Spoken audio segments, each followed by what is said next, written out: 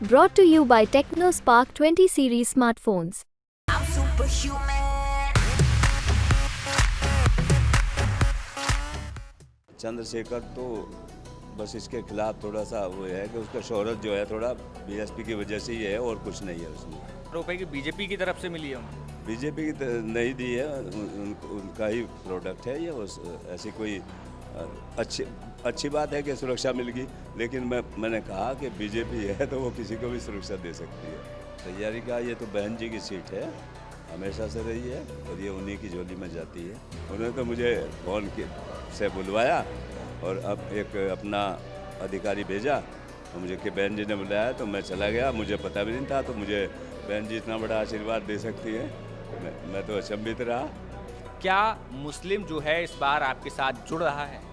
बहुत मुस्लिम जुड़ रहा है, क्योंकि अब वो सपा जो गुमराह कर रही थी उनको, अब उसके गुमराह होने में वो नहीं आ रहे हैं। लोकसभा 2024 में उत्तर प्रदेश में जिन कुछ चंद सीटों की सबसे ज़्यादा चर्चा है उनमें से एक है नगीना लोकसभा सीट।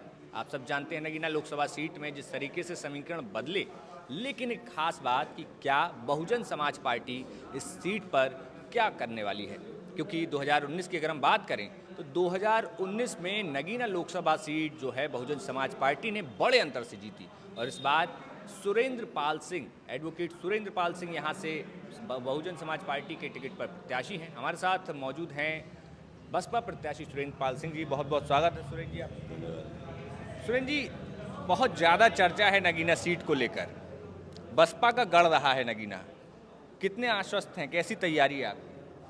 तैयारी का ये तो बहन जी की सीट है, हमेशा से रही है और ये उन्हीं की झोली में जाती है। अच्छा, यहाँ पर एक जो नाम बहुत ज़्यादा लाइमलाइट में है, या यूँ कहें तो सब लोग बस एक नाम को लेकर चर्चा कर रहे हैं, क्या लगता है चंद्रशेखर आज़ाद जिस तरीके से कैंपेन कर रहे हैं, क्या यहाँ पर लोग नेता उनको मानते भी हैं? और आप जिस तरीके से कैंपेन करते हैं, आप समाज को किस तरीके से, जो आपके बारे में जो जानकारी मिलती है, आप कैडर के पूरा कैडर आपने किया हुआ है, आप संगठन के जो बसपा का पुराना संगठन है, आप लगातार जुड़े रहे, किस तरीके से बसपा का संगठन काम करता है और चंद्रशेखर इससे कितने अलग हैं? बसपा का कैडर बूथ लेवल तक कार्य करता है, अपनी पूरी जान झोंकता है और चंद्रशेखर तो बस इसके खिलाफ थोड़ा सा वो है कि उसका शोहरत जो है थोड़ा बीएसपी की वजह से ही है और कुछ नहीं है उसमें।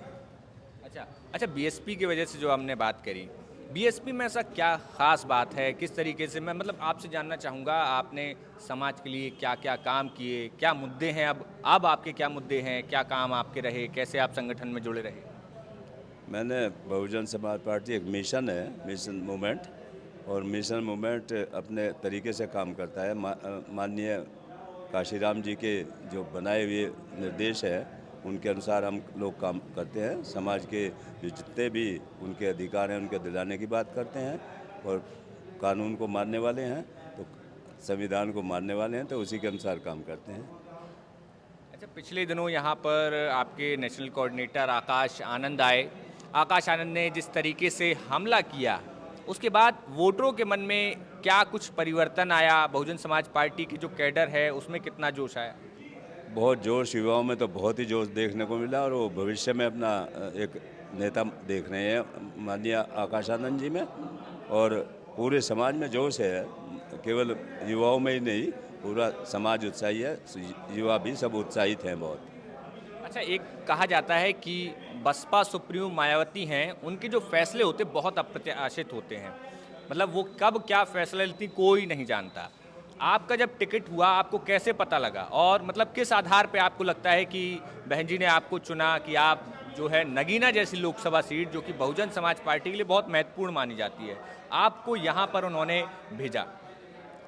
मैं संगठन में काम करता हूँ और मुझे बहन जी ने मंडल पर लगाया हुआ था कोऑर्डिनेटर। मुझे तो मालूम भी नहीं था कि बहन जी इतना बड़ा आशीर्वाद दे देंगी। उन्होंने तो मुझे फ़ोन से बुलवाया और अब एक अपना अधिकारी भेजा और मुझे कि बहन जी ने बुलाया तो मैं चला गया। मुझे पता भी नहीं था, तो मुझे बहन जी इतना बड़ा आशीर्वाद दे सकती है, मैं तो अचंभित रहा। अच्छा, आप अचंभित हो गए, आपको पता नहीं था? नहीं, पता नहीं था मुझे इसका बात का कि बहन जी आशीर्वाद देंगी। अच्छा, जब आप वहाँ से टिकट लेके आए तो नगीना के लोगों ने कैसे स्वागत किया, मतलब कैसे आपको हाथों हाथ लिया, क्योंकि यहाँ पर चंद्रशेखर बहुत पहले ऐलान कर चुके थे? नगीना के लोग बहन जी की ये कर्म स्थली है और ये हमेशा से यहाँ के लोग बहन जी से और बहुजन समाज पार्टी से बेहद प्यार करते हैं और मुझे उतना ही आशीर्वाद देने के लिए तैयार हैं। उन्होंने कहा कि जो बहन जी का फैसला है यहाँ तो सब लोग उसको मानने वाले हैं और आप मतलब काम करें और हम सब आपके लिए समर्पित हैं, जैसे बहन जी के लिए हैं तो उसी तरीके से मुझे अपना प्यार दे रहे हैं, आशीर्वाद दे रहे हैं। सुरेंद्र पाल जी, अभी हम कैराना देवबंद सहारनपुर तमाम जगह घूम के आए।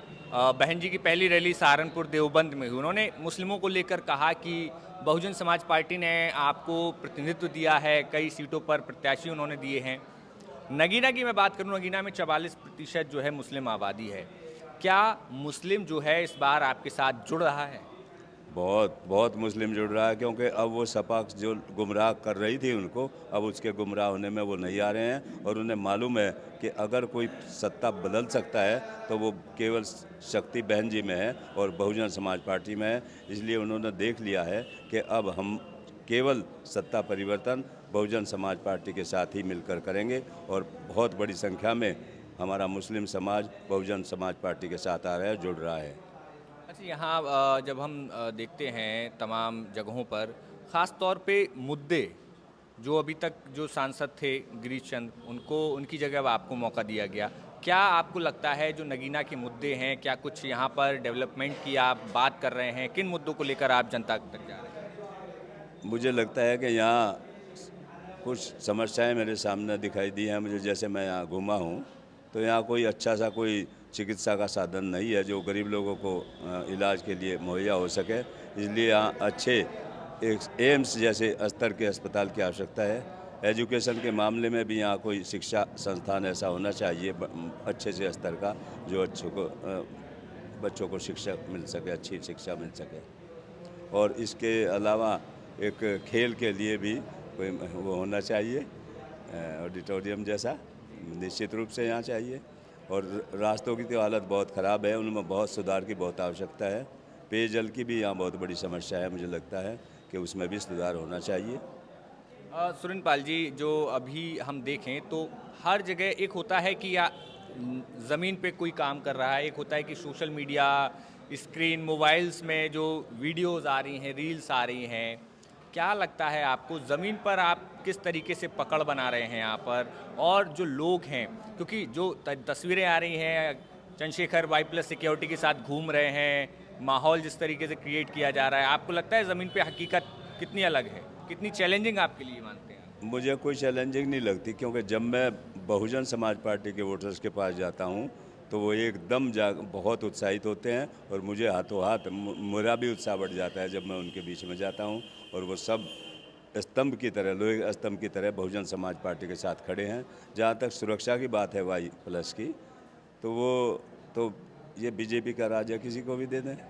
बीजेपी ने, मतलब आपका मैं कहना है, आपका आरोप है कि बीजेपी की तरफ से मिली है उनको? बीजेपी की नहीं दी है, उनका ही प्रोडक्ट है ये। ऐसी कोई अच्छी बात है कि सुरक्षा मिल गई, लेकिन मैंने कहा कि बीजेपी है तो वो किसी को भी सुरक्षा दे सकती है। तो मतलब यानी कि आपका कहना है कि जो कि चंद्रशेखर हैं उनको बीजेपी की तरफ से मिली है। तो हम लोग बाई सिक्योरिटी की आपने कहा कि बीजेपी की तरफ से, लेकिन सुरक्षा तो जो है कि आकाश आनंद को भी मिली है, आपके नेशनल कोऑर्डिनेटर हैं। आकाश आनंद जी एक राष्ट्रीय पार्टी के नेशनल कोऑर्डिनेटर हैं, तो उन्हें तो मिलनी चाहिए थी। उनका तो कैडर इतना ऊंचा है कि उनको मिलना पूरा अच्छी बात है उन्हें तो। अच्छा, अब यहाँ पर बिजनौर में खुद बसपा सुप्रीमो मायावती जब आके रैली करेंगी और जो संदेश देंगी, हमने देखा सहारनपुर में जिस तरीके से उन्होंने सिर्फ जिस तरीके से फायर उनकी स्पीच रही, उसके बाद जो लोगों का मूड हमने भापा, उनका कहना था कि बीएसपी सबसे पहले है। तो क्या आपको उम्मीद है कि जो समर्थक या जो युवा जो चंद्रशेखर के साथ जाते हुए या फिर तस्वीरों में दिखाई दे रहे हैं, क्या वो बीएसपी के साथ आकर जुड़ेंगे? निश्चित रूप से युवा थोड़ा भटक गया है, थोड़ा ही भटका, 1-2% ही, और वो भी गुमराह किया गया है। बाहर से जो लोग आ रहे हैं यहाँ पर तो वही दिखाई देते हैं, यहाँ का कोई युवा ऐसा भी नहीं दिखाई देता कि कोई चंद्रशेखर के साथ है। बाहर के लोग आके चुनाव को लड़ा रहे हैं उसके, जिनकी कोई अहमियत यहाँ पर नहीं है, ना यहाँ का समाज उनके साथ जुड़ा हुआ है कोई। अच्छा, दो प्रत्याशी और हैं। भारतीय जनता पार्टी ने विधायक ओम कुमार को मैदान में उतारा है, समाजवादी पार्टी ने मनोज कुमार को उतारा है। कैसी टक्कर मानते हैं आप? टक्कर नहीं, मैं तो बहुजन समाज पार्टी, क्योंकि उसकी ताकत है यहाँ, बस उसी से लड़ना चाहते हैं लोग। अच्छा, एक चीज़ और कि जो तमाम जो नेता हैं आरोप लगाते हैं कि सरकार जो है, ये चुनाव जो है, सरकार भी अपना हस्तक्षेप करती है, सरकार का इन्फ्लुएंस होता है। क्या आपको ऐसा लगता है कि सरकार ये चुनाव को प्रभावित कर सकती है? और मतलब जो विधायक हैं यहाँ पर, नेहटौर के विधायक हैं ओम कुमार, वो अब चुनाव में आपके प्रतिद्वंदी हैं, तो क्या आपको ऐसा लगता है कि वो प्रभावित कर रहे हैं चुनाव को? मुझे लगता है कि जैसे हम प्रचार करते हैं अपनी पार्टी का, तो उसमें जितनी दिक्कतें हमको आती हैं, तो मुझे लगता है कि सत्ता पक्ष उसका लाभ उठा रहा है अपने उस, और हमें हिंड्रेंस हमारे रास्ते में आती हैं। चाहे कहीं आचार संहिता का मामला हमारे सामने रख दिया जाता है कि अब आप प्रचार नहीं कर सकते, 6 बजे के बाद तो प्रचार भी रोक देते हैं, घरों में भी प्रचार करने के लिए मना कर देते हैं कि नहीं अब आप प्रचार ही नहीं कर सकते। इसका मुझे तो सीधा दिखाई देता है कि बीजेपी बहुजन समाज पार्टी से बेहद डरी हुई है। तो बिल्कुल हमारे साथ थे बहुजन समाज पार्टी के नगीना से प्रत्याशी सुरेंद्रपाल सिंह जी। इनका कहना है कि बीजेपी जो है बसपा से डरी हुई है और चंद्रशेखर जो हैं भारतीय जनता पार्टी के समर्थन से हैं, क्योंकि उनको बाई सिक्योरिटी का जिस तरीके से मामला हुआ उनका आरोप है। और सबसे बड़ी बात जो सुरेंद्रपाल सिंह जी ने कही है कि यहाँ पर जो लोगों के बीच जो अभी भी दिलों में है, वो अभी भी बहुजन समाज पार्टी का कैडर है। लोग बहुजन समाज पार्टी को ही मानते हैं और जहाँ दलित वोटर जाएगा वहीं पर मुस्लिम वोटर भी उनके साथ नज़र आता है। अब ऐसे में देखना होगा कि 19 तारीख को वोटिंग है पहले चरण की, नगीना में 19 तारीख को वोटिंग होगी और 4 जून को जब नतीजे आएंगे तो वहाँ पर क्या फैसला निकल कर आता है वो यूपी तक आपको ज़रूर बताएगा।